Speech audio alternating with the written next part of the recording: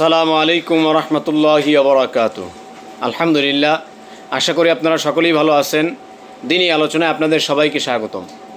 আমাদের এই দিনী আলোচনার বিষয়বস্তু ছিল রমজানের রোজা সম্পর্কে। তো এই রমজানের রোজা সম্পর্কে জানতে গিয়ে আমরা জেনেছিলাম যে যারা রমজান মাসে রোজা রাখবে আল্লাহ তাআলা তাদেরকে মুত্তাকি বানিয়ে দিবে। আর এই যারা মুত্তাকি হবে তাদের মধ্যে 5টা বৈশিষ্ট্য আছে, 5টা গুণ আছে, যেই গুণগুলা তাদের মধ্যে পাওয়া যাবে। এই 5টা বৈশিষ্ট্য মুত্তাকিদের, এর মধ্যে থেকে 4টি বৈশিষ্ট্য আমি আপনাদের সামনে আলোচনা করেছি। আল্লাহ যদি তৌফিক দান করেন, আজকে আরও একটি বৈশিষ্ট্য আমি আপনাদের সামনে আলোচনা করব।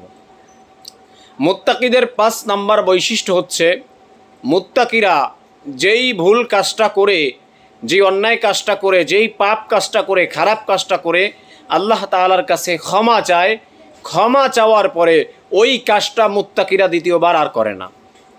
অর্থাৎ মুত্তাকিরা যদি কোনো গুনাহ করে ফেলে বা কোনো অন্যায় কাজ করে ফেলে বা কোনো খারাপ অশ্লীল কাজ করে ফেলে, এই কাজটা করার পরে তারা আল্লাহ তাআলার কাছে যে ক্ষমা চায়, এই ক্ষমাটা চাওয়ার পরে তারা দ্বিতীয়বার আর এই অন্যায়টা করে না।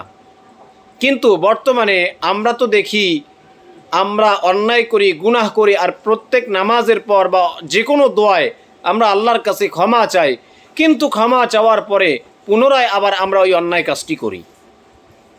যেই কাজটার জন্য ক্ষমা চাই ওই কাজটা আবার পুনরায় আমরা করি।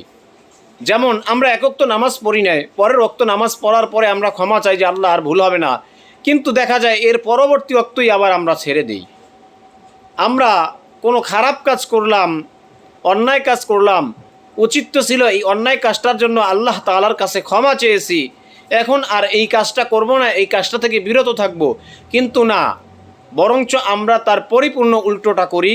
আমরা ওই খারাপ কাজটা আবার পুনরায় করি, এর চাইতেও জঘন্যতম আরও খারাপ কাজ করে থাকি, যেটা আসলে মুত্তাকিদের গুণ না।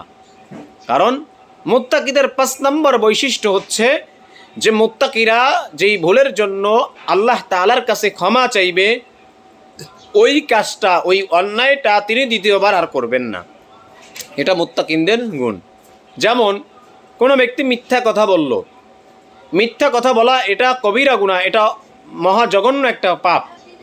এই কোনো এক ব্যক্তি মিথ্যা কথা বলল, কিন্তু সে এই মিথ্যা কথাটা বলে আল্লাহ তাআলার কাছে ক্ষমা চাইছে, ক্ষমা চাওয়ার পরে সে, ওই ব্যক্তি যদি মুত্তাকি হয়ে থাকে তাহলে ওই ব্যক্তি আর কখনো মিথ্যা কথা বলবে না। আর যদি সে মুত্তাকি না হয়ে থাকে, এই মুত্তাকিনদের বৈশিষ্ট্য যদি তার ভিতরে না থেকে থাকে, তাহলে সে পরবর্তীতে আরও মিথ্যা কথা বলবে। কারণ সে মিথ্যা কথা বলছে, এখন আল্লাহ তাআলার কাছে ক্ষমা চাইছে, তার মধ্যে মুত্তাকিদের 5 নম্বর বৈশিষ্ট্য থাকার কারণে সে আর কখনো মিথ্যা কথা বলবে না, কারণ এটা মুত্তাকিনদের কাজ না, এটা মুত্তাকিদের কাজ না। এইভাবেই যারা মুত্তাকি হবে তাদের 5 নম্বর বৈশিষ্ট্য হবে যে তারা যেই ভুলটার জন্য আল্লাহ তাআলার কাছে ক্ষমা চাইবে, যে অন্যায় কাজটার জন্য আল্লাহ তাআলার কাছে ক্ষমা চাইবে, ওই কাজটা তারা দ্বিতীয়বার আর করবে না। এটা মুত্তাকিনদের 5 নম্বর বৈশিষ্ট্য। আর এই গুণগুলা, এই 5টা গুণ যাদের কথা বললাম, যেই গুণের কথা বললাম, এই গুণগুলা, এই বৈশিষ্ট্যগুলা যেই ব্যক্তির মধ্যে পাওয়া যাইবে ওই ব্যক্তি মুত্তাকি। আর এই যে মুত্তাকি, এদের অনেক বড় দাম। কি দাম?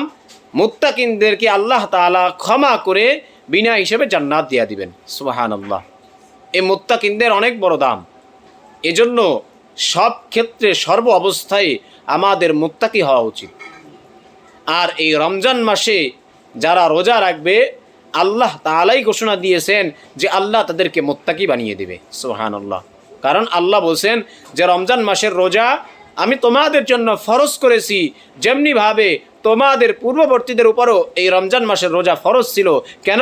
লাআল্লাকুম তাত্তাকুন, যাতে তোমরা মুত্তাকি হতে পারো, যাতে তোমরা তাকওয়া অবলম্বন করতে পারো।